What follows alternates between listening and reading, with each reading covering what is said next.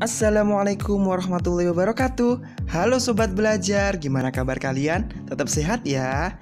Yuk hari ini kita sama-sama belajar tema 5 subtema 3 pembelajaran ke-1 untuk kelas 5. Yuk baca basmalah dulu sebelum belajar. Bismillahirrahmanirrahim. Yang akan kita pelajari pada hari ini adalah menyajikan pikiran utama dalam bentuk peta pikiran dan hubungan rantai makanan dengan jaring-jaring makanan. Tanpa berlama-lama, mari kita bahas satu persatu.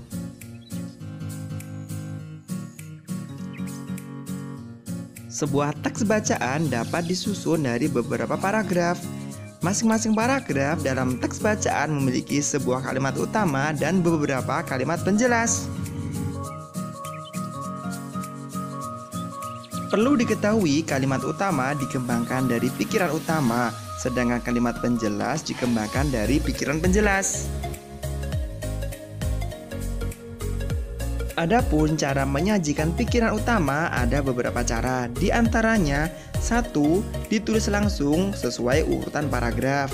Yang kedua, disusun dalam sebuah tabel. Dan yang ketiga, disusun dalam sebuah peta pikiran. Berbicara mengenai peta pikiran, ada beberapa hal yang harus diperhatikan dalam membuatnya. Yang pertama, tentukan tema teks bacaannya. Yang kedua, tentukan pikiran-pikiran utamanya. Dan yang ketiga, susun pikiran utama menjadi peta pikiran. Untuk lebih memahami tentang peta pikiran, perhatikan teks yang berjudul rantai makanan berikut ini. Rantai makanan adalah peristiwa memakan dan dimakan antar makhluk hidup menurut urutan tertentu. Sebagai contoh, seekor tikus memakan padi. Tikus tersebut kemudian dimakan oleh seekor ular. Setelah hidup selama beberapa waktu, ular akan mati. Setelah ular mati, ia akan mengalami pembusukan. Urutan inilah yang dinamakan rantai makanan. Makhluk hidup dibagi menjadi 3 kelompok dalam sebuah rantai makanan, yaitu produsen, konsumen, dan pengurai.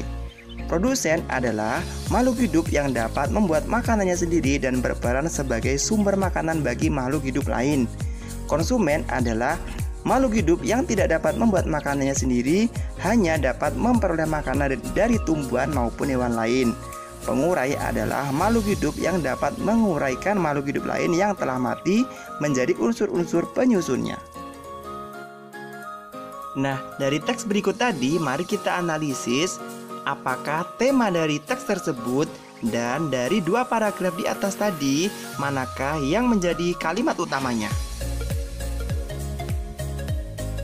Setelah kita analisis, dapat kita buat peta pikiran dengan tema yaitu rantai makanan, dan pokok pikiran paragraf 1 yaitu rantai makanan adalah peristiwa memakan dan dimakan antar makhluk hidup menurut urutan tertentu.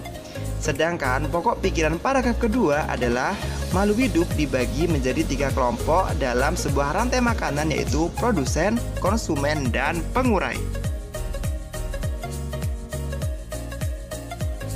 Berkaitan dengan rantai makanan, ada hubungan apa sih rantai makanan dengan jaring-jaring makanan? Jadi, kumpulan beberapa rantai makanan di dalam suatu ekosistem dinamakan dengan jaring-jaring makanan. Dan berikut ini adalah beberapa contoh jaring-jaring makanan.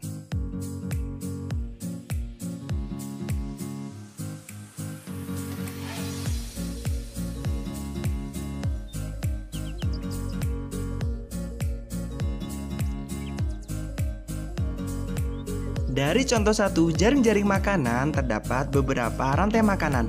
Di antaranya yaitu padi sebagai produsen dimakan oleh tikus sebagai konsumen 1.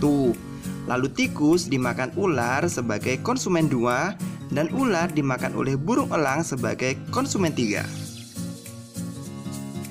Demikian tadi sedikit penjelasan mengenai peta pikiran dan jaring-jaring makanan. Semoga video ini bermanfaat. Wassalamualaikum warahmatullahi wabarakatuh. Sampai jumpa.